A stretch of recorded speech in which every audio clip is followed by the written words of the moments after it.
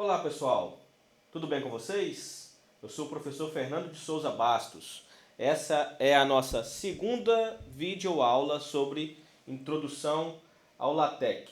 Nessa videoaula nós vamos falar sobre algumas distribuições do LaTeX. Uma distribuição é usada para produzir um artigo de output, um formato output, um PDF ou DVI para impressão, para visualização do seu texto. E vamos falar também de alguns editores do LaTeX, tá certo? Então vamos começar aqui falando um pouco sobre o MikTeX, que é um dos mais utilizados, uma das mais utilizadas distribuições do LaTeX.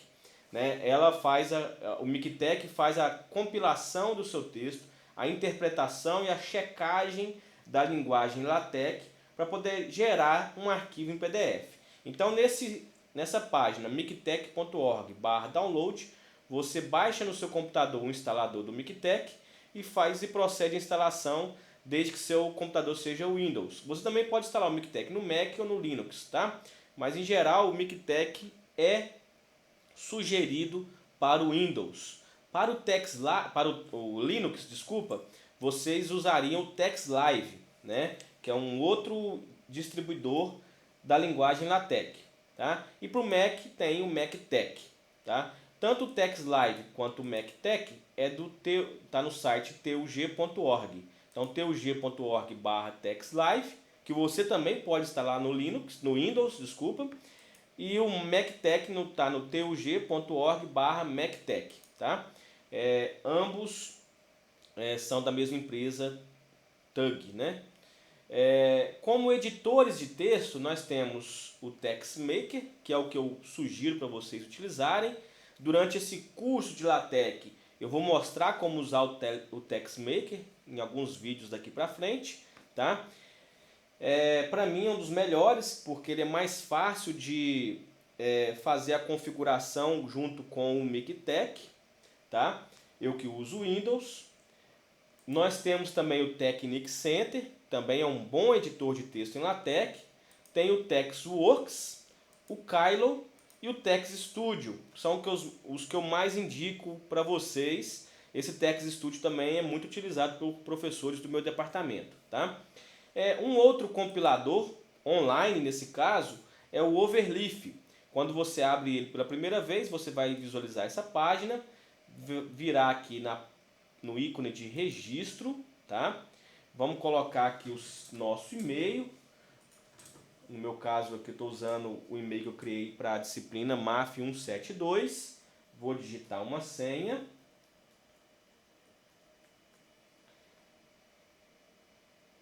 Pronto. Não vou marcar essa caixinha porque eu não quero receber e-mail sobre ofertas do produto, alguma coisa assim. E vou registrar usando aqui o meu e-mail. Tá?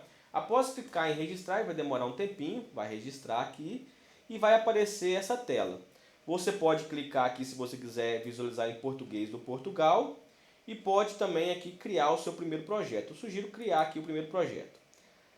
Você pode criar um projeto em branco ou um projeto de exemplo, aí você vai poder escolher alguns templates, fazer o upload da sua máquina de algum projeto ou importar do GitHub, que é uma rede social de programadores. Mais para frente também eu pretendo falar um pouco para vocês do que é o GitHub e mostrar como utilizar ele com algum projeto que você tenha, tanto de LaTeX quanto de outra linguagem qualquer. Tá? Primeiro vamos criar aqui um projeto em branco.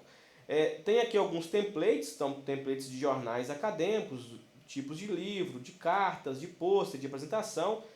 Posteriormente também vou falar sobre isso para todos. Tá? Vamos criar um projeto em branco. Quando você clica aqui, ele pede o nome do projeto. Vou colocar aqui, vamos supor que é o primeiro projeto que eu estou fazendo no formato LaTeX. Então vou chamar aqui de Olá Mundo. Há uma lenda entre os programadores que todo primeiro projeto de programação ou de uma língua nova que você começa a aprender, você deve colocar o nome dele de Olá Mundo. Isso porque vai ficar mais fácil você aprender essa linguagem daqui para frente. É lógico que é somente uma tradição aí dos programadores, mas vale a pena a gente não não negar isso daí e fazer conforme manda o figurino, né? Então eu vou chamar aqui de Olá Mundo. Não vou pôr acento, em geral, em nome de arquivos, né, que você for criar no seu computador ou em pastas e tal, não convém você colocar acento, não convém você deixar espaços, por exemplo, Olá Mundo com espaço, você junta as duas palavras, no máximo coloca um underline, tá?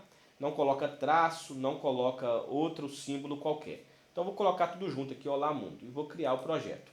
Criando o projeto, né, ele está carregando aqui, ele não vai criar um projeto em branco, ele vai criar um projeto do LaTeX já com a estrutura pronta do LaTeX. Essa estrutura contém aqui o preâmbulo do documento, que é o que vem daqui até na linha 7, né? Vem o document class, article, um pacote, o título, o autor e a data. Então aqui eu tenho já, quando eu coloco esse document class aqui do tipo artigo, ele já me dá um formato padrão de artigo aqui que já vem incluído no próprio LaTeX, tá certo? Depois eu vou mexer nessa estrutura e nesse layout. Vou explicar também outros tipos de documentos que tem, né? Aqui esse pacote InputTank, o TF8, é para acentuação de palavras, tá? Então ele já está reconhecendo acentos para gente. O título, ele apareceu aqui, Olá Mundo, eu vou colocar um espaço. O autor, ele colocou aqui como fv.florestal.mafia172, isso porque eu ainda não me cadastrei de fato no Overleaf, eu registrei uma conta usando o e-mail somente, em uma senha.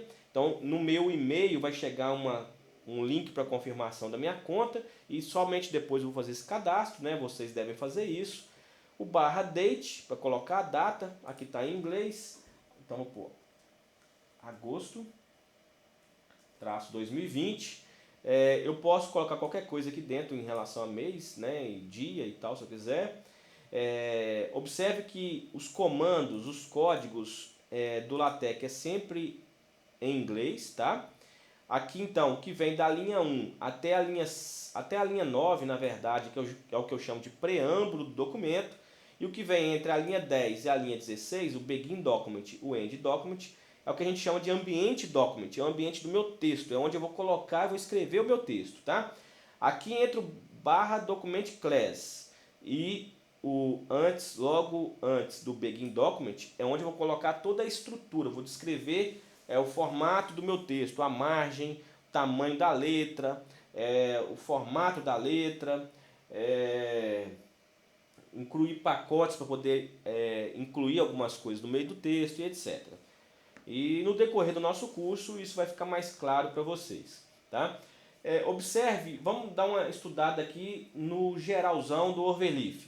Primeiro, vocês têm que saber que todo arquivo que você cria na linguagem LaTeX deve ter como padrão o formato .tex, TEX, tá? Então aqui tem o main.tex, isso é porque depois ele, para ser reconhecido por um editor de texto, eu tenho que ter esse formato main.tex. Isso não significa que caso eu tenha conhecimento, eu não possa escrever o meu arquivo tex num TXT, por exemplo.